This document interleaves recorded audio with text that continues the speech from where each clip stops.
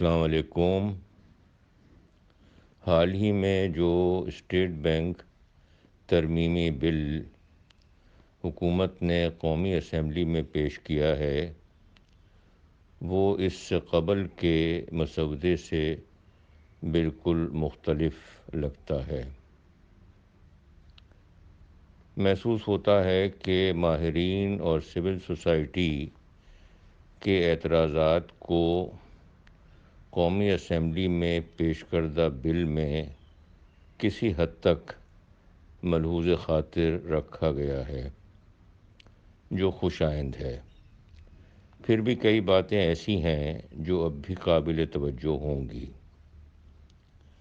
مثال کے طور کے اوپر بے شک رضا باقر موجودہ گورنر دوہری شہریت کے حامل نہ رہے ہوں، مگر قانون میں دوہری شہریت رکھنے والے فرد پر پابندی ضرور ہونی چاہیے۔ دویم یہ کہ جیسے قومی اسمبلی کی قائمہ کمیٹی نے اپنی تجاویز میں کہا ہے کہ مدت ملازمت ختم ہونے کے بعد گورنر اسٹیٹ بینک کو کم از کم 2 سال کے عرصے تک ان اداروں کی ملازمت کا اہل نہ ہونا چاہیے کہ جن سے گورنر کی حیثیت سے انہوں نے کسی قسم کا بھی رابطہ رکھا ہو۔ دیگر یہ کہ اسٹیٹ بینک کے گورنر کا بینک کے بورڈ کا چیئرمین ہونا بھی مفادات کے ٹکراؤ کے زمرے میں آتا ہے۔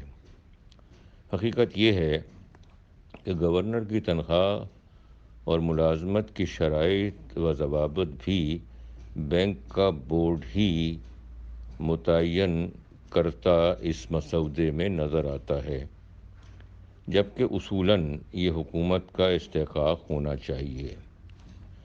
پاکستان میں دیگر بینکوں میں اس طرح کی چیئرمین شپ پر قانونی قدغن لگتی ہے۔ اس کے علاوہ اسٹیٹ بینک کے 3 بڑے ذیلی ادارے ہیں جن کا اول تو بہت ہی قلیل کورم مقرر کیا گیا ہے۔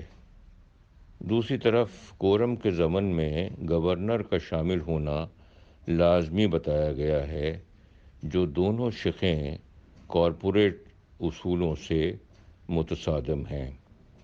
حالانکہ قانونی مسودے میں بینک کو پابند کیا گیا ہے کہ وہ سال میں 1 سے زیادہ مرتبہ پارلیمنٹ میں اپنی رپورٹیں پیش کرے، مگر کہیں بھی یہ نہیں کہا گیا کہ بینک پارلیمنٹ کو جواب دہ ہوگا۔ دیگر عوامل میں ایک شق یہ بھی شامل ہے کہ جس میں بتایا گیا ہے کہ اسٹیٹ بینک کے فرائض سے متعلق اگر کوئی قانونی ترمیم لانا ہو تو اولاً بینک کی مشاورت وفاقی حکومت پر لازمی ہوگی۔ یہاں کسی نہ کسی قسم کی مشاورت کی گنجائش تو بنتی ہے، مگر ایک بنیادی شرط کے طور پر بالکل نہیں۔